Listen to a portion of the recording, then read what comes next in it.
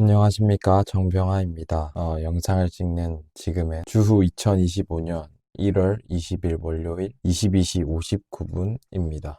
다들 평안하신가요? 네. 하나님의 평안이 여러분과 함께 하기를 축복합니다. 그리고 하나님의 평안, 이 평안은 세상이 줄 수도 없고 또 세상이 빼앗을 수도 없는 참 진짜 평안이죠. 그런 평안을 예수님 안에서 누리는 복을 받기를 빌겠습니다.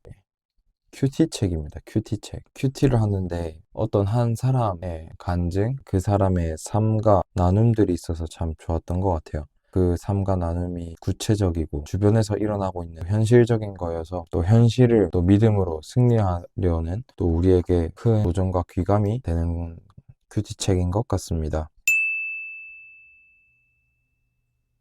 무속이나 그런 거에 붙잡혀 있는 사람들도 많고 그런 것들을 의지하는 사람도 많고 술, 담배, 음란 그리고 심지어는 마약에 붙잡혀 있는 의존하는 사람도 많다라는 것을 생각해 보게 되었습니다. 근데 여러분도 아시다시피 특히나 세상 속에서는 사람들은 다 가면을 쓰고 살거든요. 최대한 나은 부분, 괜찮은 부분을 드러내려고 하는 게 또 세상인 것 같습니다. 그래서 세상의 문제나 내 문제들은 까놓고 보면 썩어져 문드러가고 있고 또 어느 날 갑자기 그렇게 곪고 있던 그 상처가 퍽 터져버리는 그런 경우가 있는 것 같습니다. 그래서 정말 간절하게 또 진심으로 또 정확하게 말씀드리자면 바로 예수님을 믿어야 한다는 것, 하나님을 만나야 한다는 것입니다.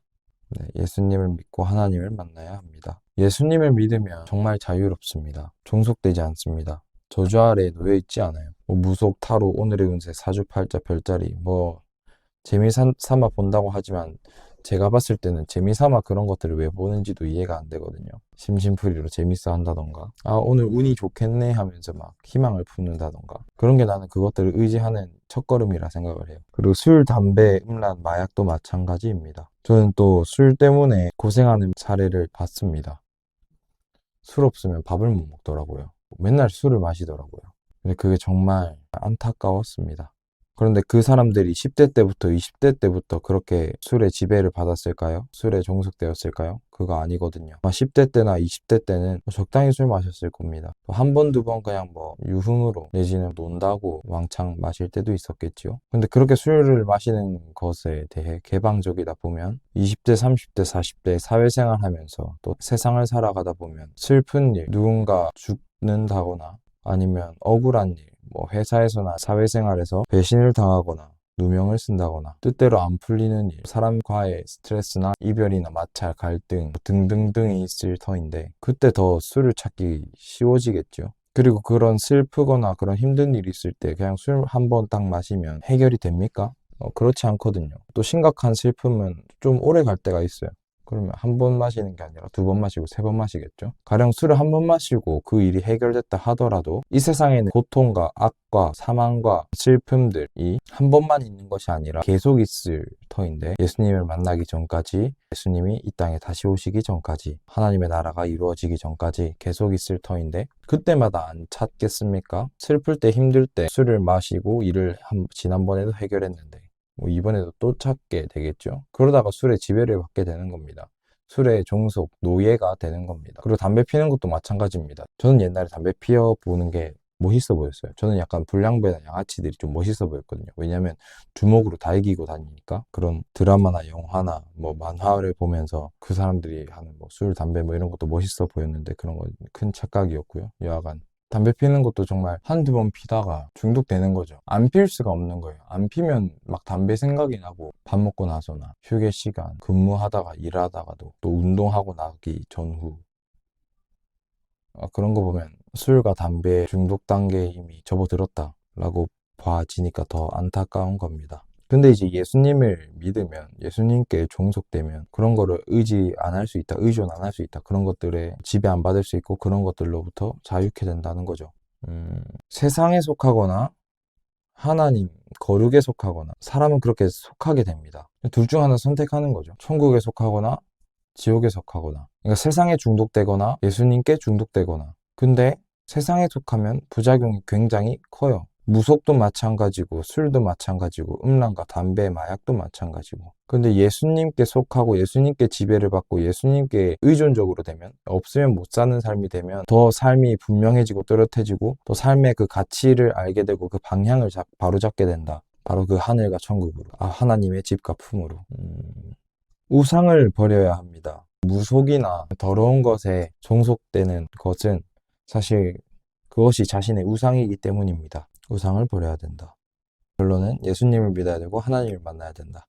그리고 공동체를 떠나 있는, 홀로 있는 영혼도 있는데 공동체를 찾아가야 됩니다. 혼자 세상 살기 쉽지 않아요. 혼자 세상 속에서 거룩을 유지하기 쉽지 않고 혼자 세상 속에서 예수님 믿고 예수님 따르는 삶 살기가 정말 힘듭니다. 일반 사람들도 세상에서 외로움을 타겠지만 세상에 속하지 않은 그리스도인들은 조금 더 세상에서 외로움을 탈 수도 있어요. 세상 사람들이 나를 이해를 못 해줘요. 세상 사람들과 내가 너무 달라요. 믿음이 다르고 가치 체계가 다르고 내 생각과 다르고 내 사고 체계와 다르고 또 내 행동 양식과 습관과 그들이 다르고 나의 삶과 그들의 삶이 너무나 다르거든요. 외로움이 하루 이틀이면 괜찮은데 일주일, 한 달, 1년, 2년 가다 보면 내가 너무 유별난가 싶어서 타협할 수도 있게 되고, 내가 그렇게 신앙 지키고 살면은 핍박이 들어오거든요. 핍박이 아니더라도 그들은 무심코 던진 말이겠지만 쟤 왜 이렇게 유별나냐, 쟤 또 저러네, 이런 말 듣기 싫어서, 왜?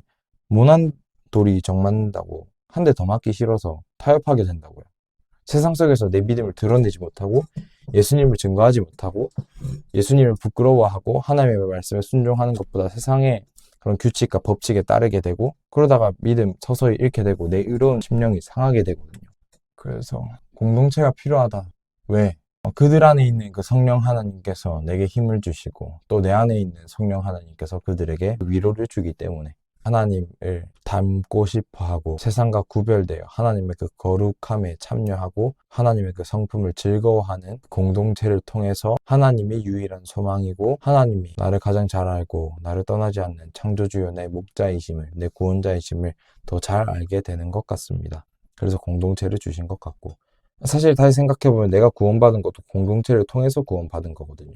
정말 예수님의 몸된 공동체, 예수님의 몸된 교회에 속해 있는 것이 중요하다. 또 마지막으로는 이번에 특별히 영상을 하나 추천해 줄까 합니다. 예수님께서는 누구든지 나를 따라오려거든 자기를 부인하고 자기 십자가를 지고 나를 따를 것이니라 말씀하여 주셨습니다. 예수님을 믿는 자들에게 예수님을 따른다는 것은 무엇이냐?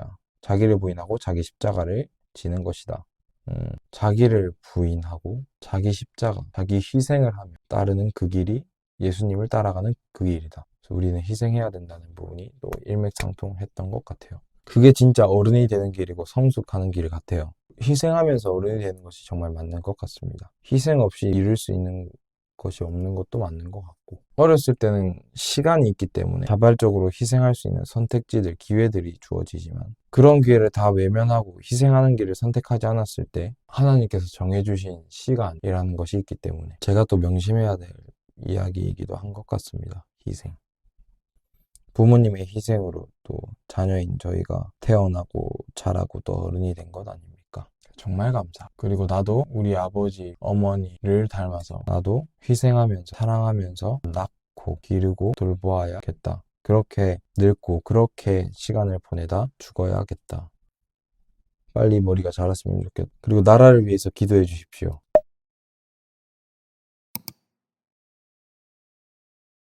나라는 배고 국민은 선객이고 나라를 다스리는 위정자, 정치인들, 리더들은 선원이다. 또 갑자기 기도하고 싶네요.